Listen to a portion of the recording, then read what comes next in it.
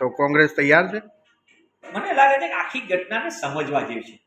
જવાહરભાઈ જ્યારે લીધા ત્યાં જવાહરભાઈ તાકાતવાળા છે, બીજાને લેવા ત્યાં તાકાતવાળા છે, અને જેવી કામ પતી ગયું, કોંગ્રેસને નુકસાન કરવાનું, માણાવદરના વિસ્તારને નુકસાન કરવાનું, જુનાગઢના વિસ્તારને નુકસાન કરવાનું, એના પછી દરેક વ્યક્તિને કોરાણે મૂકી દેવાની ભાજપાની આ પુરાની નીતિ છે. પોતાના પક્ષના બી વરિષ્ઠ લોકોને માર્ગદર્શક મંડળમાં એક બાજુ હર્ષલી દેવા, બીજાને લીધા હોય લોભ લાલચ આપીને મહત્વાકાંક્ષા સંતોષવા માટે, અને એમનો મહત્વ પતી જાય એટલે એમને પણ કોરાણે અભેરાએ મૂકી દેવા.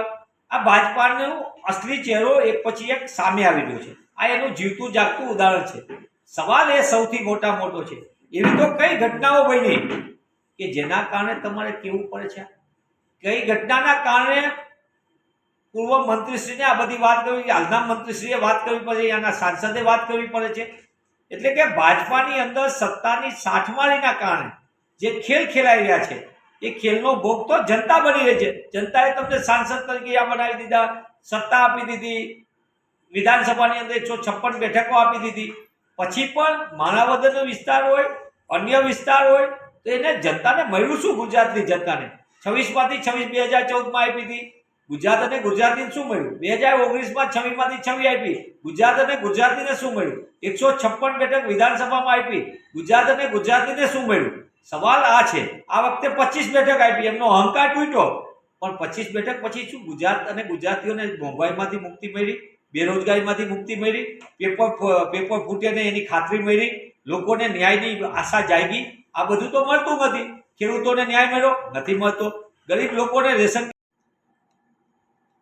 ભાજપાની અંદર અહંકારમાં ડૂબેલી જનતાને હસેલી દેવાની અને પોતાના ચૂંટણી દરમિયાનના થયેલા એકબીજાના હિસાબ પૂરા કરવાની, એ પછી જનતાનો હિસાબ હોય તો કે પક્ષની અંદરનો હિસાબ હોય, એ લાંબા સમયથી ચાલી રહ્યું છે. ભાજપાની અંદર 3 પ્રકારના જૂથ કામ કરે છે.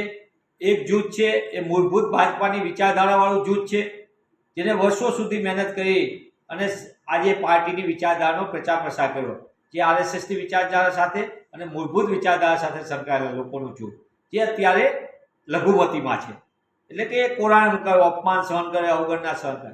બીજું જૂથ છે એ સત્તા સાથે, સંત્રી અને મંત્રી સાથે જોડાયેલું છે. સત્તાના સોદામાં ટેન્ડરો, કોન્ટ્રાક્ટો બધું એટલે ફૂલ્યું ફાલ્યું છે, જેનો સત્તા સાથે 20 વર્ષમાં વિકાસ થયો એવું નવું જૂથ છે, જે આર્થિક રીતે અતિ સદ્ધર થઈ ગયું છે અને એ સત્તાની સાથે જોડાયેલું જૂથ છે. ત્રીજું જૂથ છે એ પક્ષપલટુનું જૂથ છે, જે સીધા આવીને અન્ય પક્ષમાંથી આવ્યા હોય અને ભાજપામાં સાહેબ બનીને ખુરશી ઉપર બેસે અને જૂના કાર્યકર્તાઓની અવગણના કરે ને એમને બિચારાને કોરાણે મૂકી દે. આ 3 જૂથની સત્તાની સાઠમારીની અંદર ભાજપાનું ચાલચલન, ચરિત્ર, ચહેરો લોકોની સામે આવી રહ્યું છે. આ એ પક્ષ છે જે પોતાની જાતને પાર્ટી વિથ ડિફરન્સ કહે છે અને હકીકત બધાની સામે આવી રહી છે.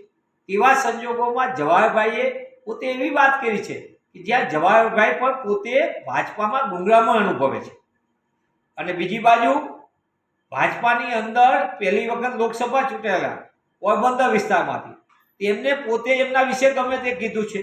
એટલે ભાજપાની અંદર ઉકળતો ચલુ છે, અને એ ઉકળતા ચલુનો એક પછી એક ઘટનાક્રમ ધીમે ધીમે સામે આવી રહી છે.